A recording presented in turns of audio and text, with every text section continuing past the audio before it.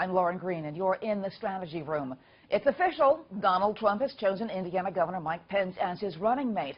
Trump made his announcement via Twitter, writing, "I am pleased to announce that I have chosen Governor Mike Pence as my vice presidential running mate." News conference tomorrow at 11 a.m.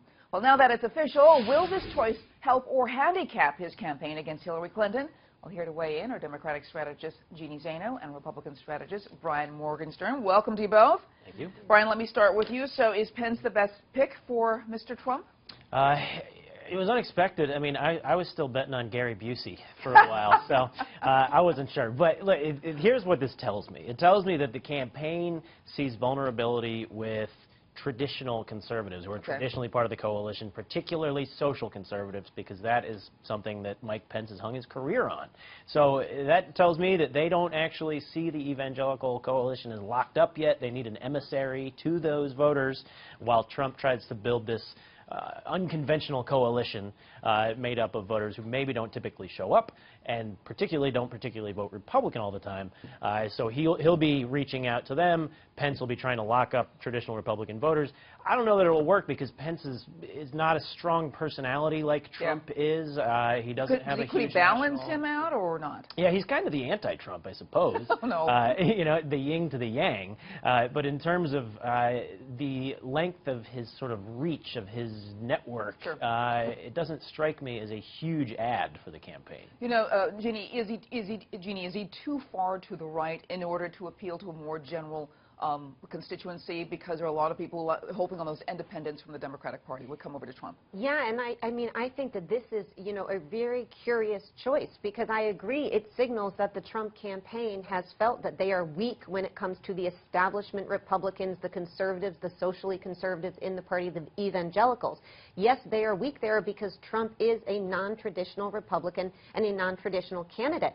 And yet by picking somebody like Mike Pence, who is against women's right to choose, who has talked about defunding Planned Parenthood, who doesn't have a strong record when it comes to LGBT rights, in fact, anything but, who signed the Freedom for Restoration Act. I mean, these things are going to make it really tough for Trump to do what he said he's going to do, which is appeal to moderates and conservatives, particularly women, where he is struggling an awful lot. So I think it's a very curious choice, because he's almost, you know, spiting himself by doing this. He's going to make his job of reaching out to non-traditional Republicans, independents and moderates, that much tougher. And I think the Democrats are probably celebrating this choice.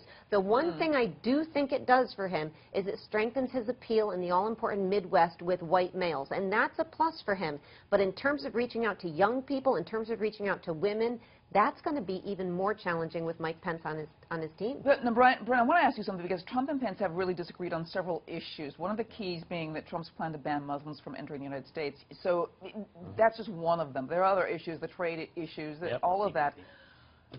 So what do you make of that?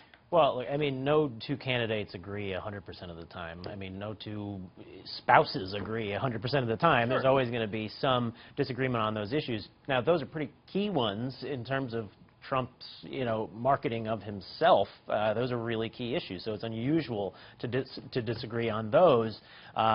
We'll see how Pence handles those disagreements when he does exclusive interviews and puts himself forward and faces tough questions, and he's going to have to massage that, you know, pretty well. But there's another risk that touches on something that Jeanne was talking about, which is that Mike Pence is a Midwestern governor. He has not had a lot of national media attention. When he did, it was with respect to gay and lesbian rights and Indiana's on the national bill, and he wasn't ready for prime time on the national stage, which makes the choice riskier than, say, a Gingrich or a Christie or somebody who's very comfortable with hostile national media outlets. Well, Jeanne, put on your political science professor hat for me right now. So what about Newt Gingrich? What about Chris Christie? Why did he not go with those, or someone else who was like a Scott Walker or something like that?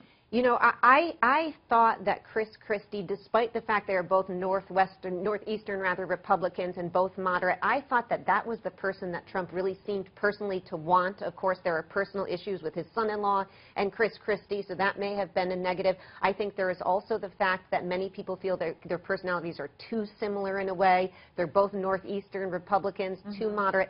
So that may have weighed against it, but it always felt to me like personally that was the person that Trump felt most comfortable with. And I think what this says is that he is feeling real pressure from the establishment wing of the Republican Party. And to me, I wonder, how then do his supporters feel? You know, you're talking about the TPP. You're talking about immigration. The two key issues that have been his selling point. He now has a partner who disagrees with him on both of those.